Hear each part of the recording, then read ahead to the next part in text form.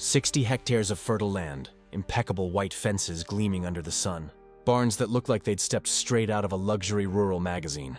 It was the kind of property that made anyone stop in the middle of the road just to admire it. But when her family decided to steal it all, they didn't know about the secret buried on page 47 of her father's will.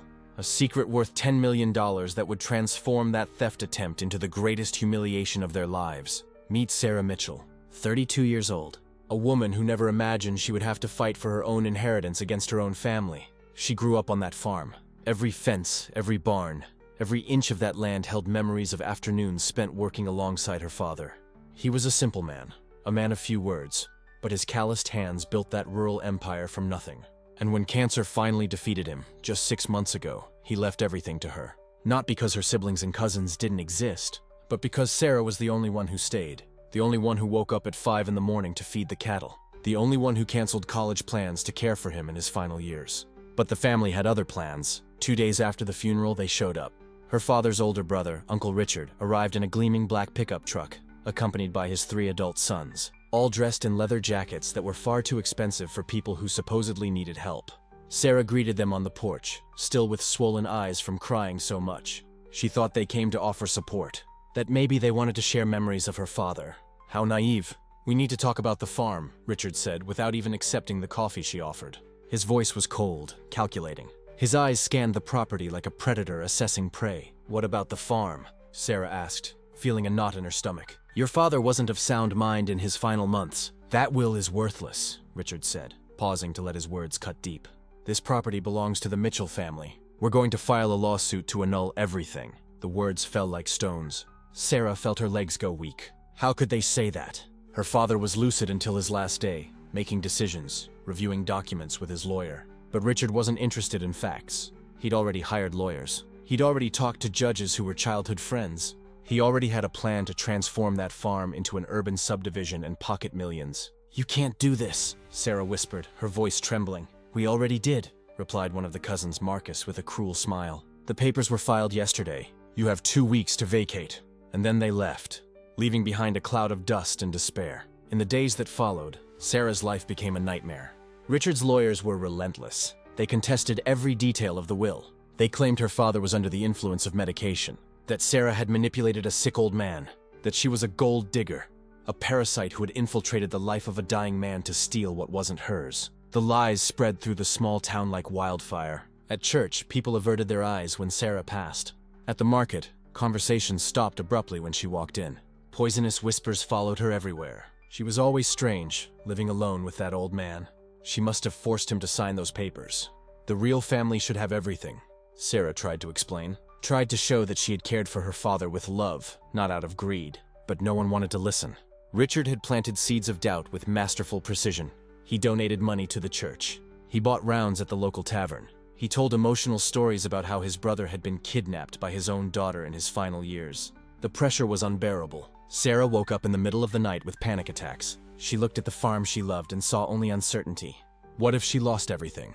What if the judges believed the lies? She didn't have money for expensive lawyers. She didn't have political connections.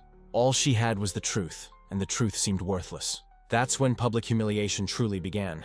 Richard organized a meeting at the town hall, inviting the entire community. He presented documents, old photos, family trees. He turned it into a spectacle. Sarah sat in the back of the room, alone, while dozens of people listened to Richard paint her father as a senile victim, and her as a calculating villain.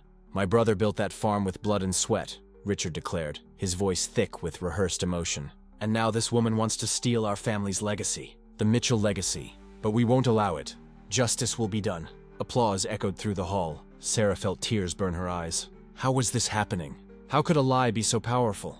She left that meeting devastated. She went back to the empty farm, walked through the silent barns, and sat on the porch where her father used to sip his morning coffee on chilly mornings.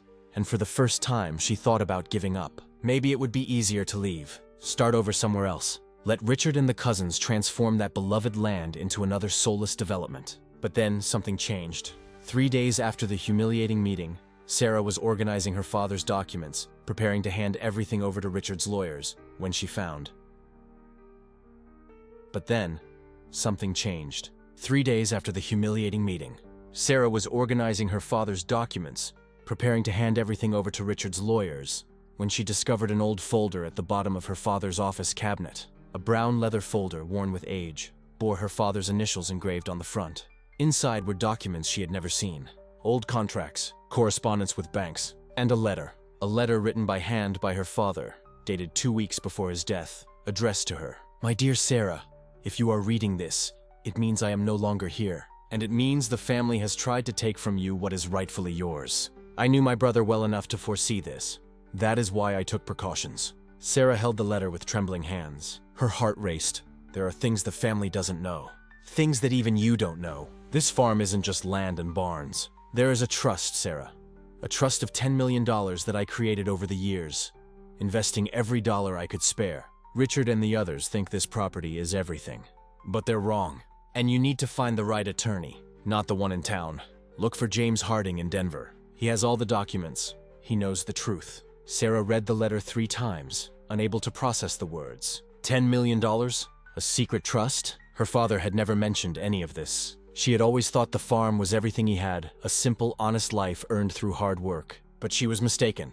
With her hands still trembling, Sarah picked up the phone and called the number listed in the letter. An office in Denver. A secretary answered. "Attorney James Harding's office. How can I help?" Sarah took a deep breath. For the first time in weeks, she felt something beyond despair. She felt a spark of hope, a spark of righteous anger, a spark of possibility. "My name is Sarah Mitchell. My father told me to find Mr. Harding. It's about a trust."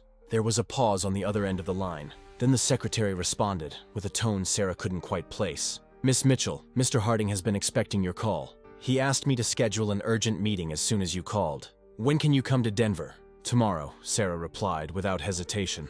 "Perfect. At 10 in the morning. And Miss Mitchell, please bring identification documents and the original will. Mr. Harding said there is something very important you need to know." Sarah hung up the phone and looked out the window. Out there, the farm glowed under the afternoon sun.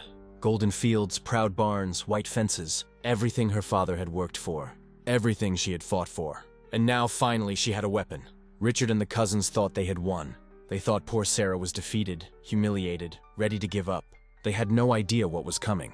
They never imagined that the man they dismissed as senile and weak had orchestrated the perfect protection for his daughter. Sarah put the letter in her purse, along with all the documents from the leather folder. The next morning, she woke at 5, as always. She fed the cattle. She checked the barns. She took care of the land she loved. Then she put on her best clothes, got into her father's old truck, and set out for Denver. 3 hours. 3 hours to think. 3 hours to process. 3 hours to prepare for what would come next. Because Sarah Mitchell didn't know it yet, but her life was about to change completely. What lawyer James Harding had to reveal wasn't just about money. It was about justice. It was about truth. It was about a father who loved his daughter so much that he spent years building an invisible fortress around her. And when Richard Mitchell discovered the truth, when he and his arrogant sons saw what was really hidden in that will on page 47 that none of them had the patience to read completely, their humiliation would be absolute. But that, well, we will only discover that when Sarah opens the door of that office in Denver and hears the words that the lawyer had been keeping for months. Words that her father made sure to have registered, protected, unquestionable. Words that would turn that farm dispute into the greatest lesson in humility that the Mitchell family had ever received. "Before revealing the complete contents," began the lawyer with a calm and deliberate voice, "I need to clarify something important about the will of the late Mr. Mitchell." The brothers exchanged glances. Marcus smiled with confidence. One of the cousins adjusted his hair, already imagining the life of luxury that awaited him. Uncle Richard tapped his fingers on the table, impatient. "Your father," continued the lawyer, looking directly at Sarah, "was a man of extraordinary vision. He understood each member of this family deeply." Marcus interrupted impatiently. Yes, we know that. Can you get straight to the will?" The lawyer was unshaken. He turned a page slowly, as if savoring each second of the tension that filled the room. "Very well, let us start with the main property. The 60-hectare farm, including all buildings, agricultural equipment, and livestock." Marcus nearly jumped out of his chair.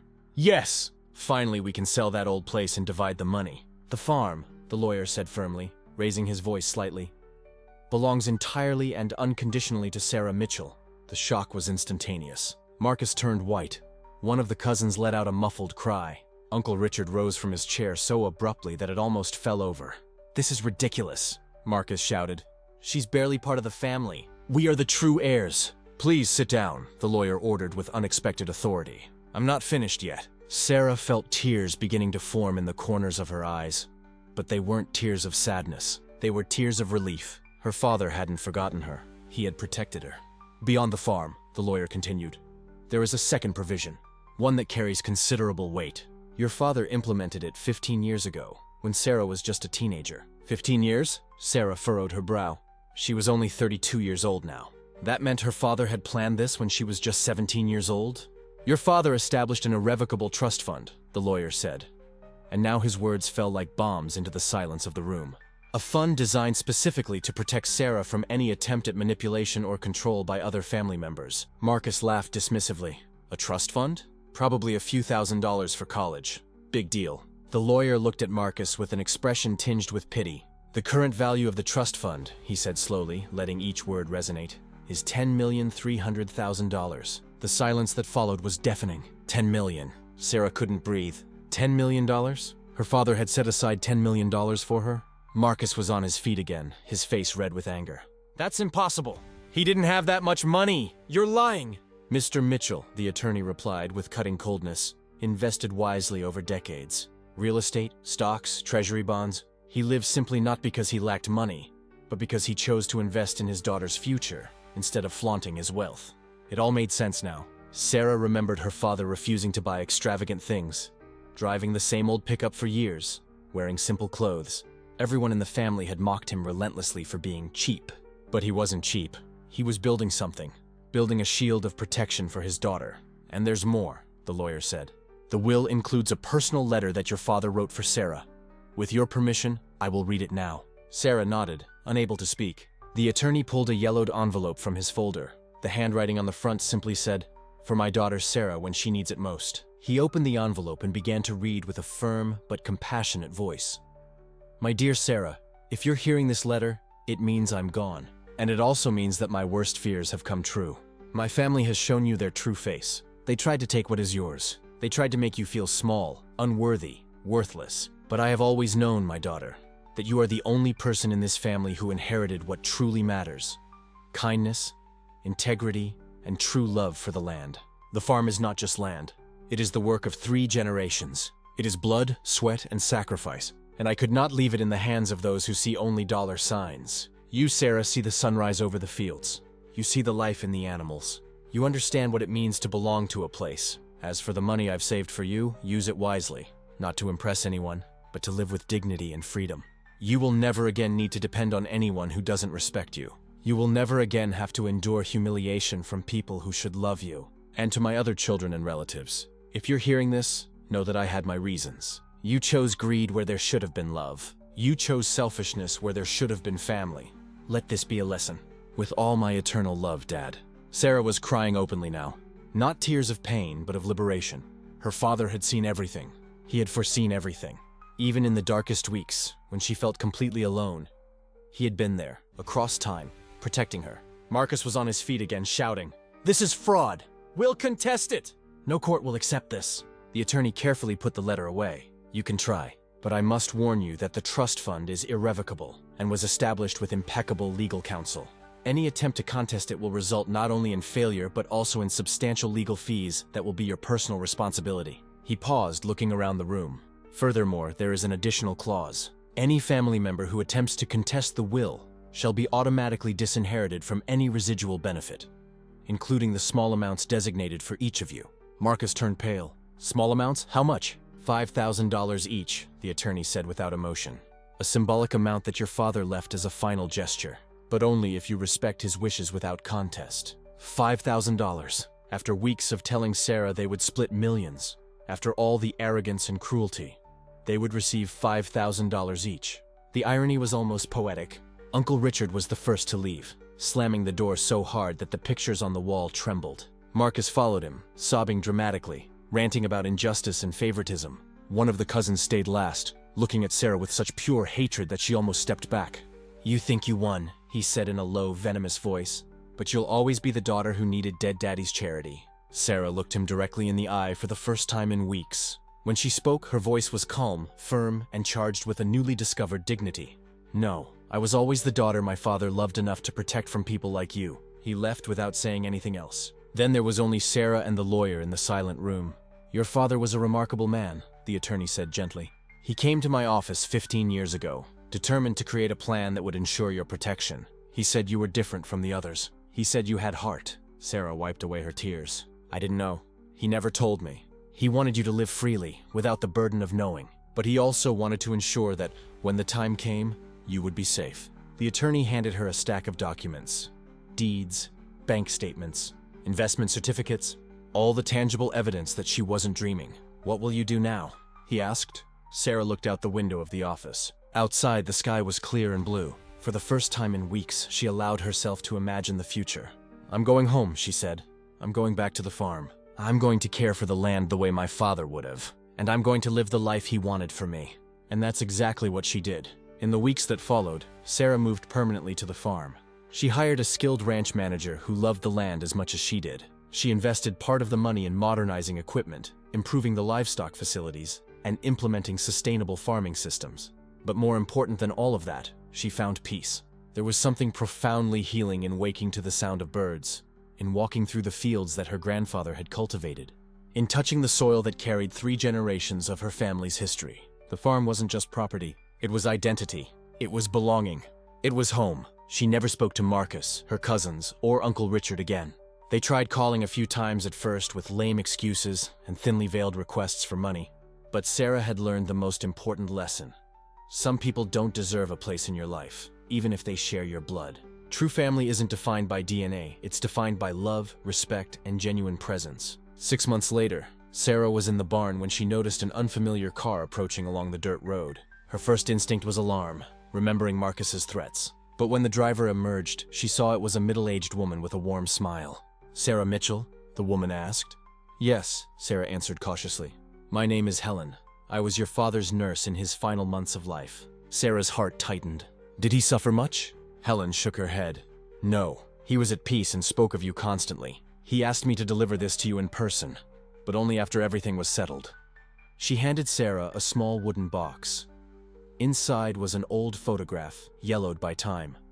It was Sarah at 5 years old, sitting on her father's shoulders, both of them laughing as they walked through the fields. On the back, in his familiar handwriting, it said, "My greatest wealth." Sarah held the photograph to her chest and cried, but this time, they were tears of gratitude. Her father had given her far more than money or land. He had given her the most valuable lesson of all, that a person's true worth lies not in what they possess, but in how they treat others, how they stand firm in the face of adversity, and how they choose to live with integrity even when no one is watching. Today, Sarah still lives on the farm. She created a program for young people in the community to learn sustainable agriculture and invested part of her wealth in scholarships for kids who, like her, lost their parents early.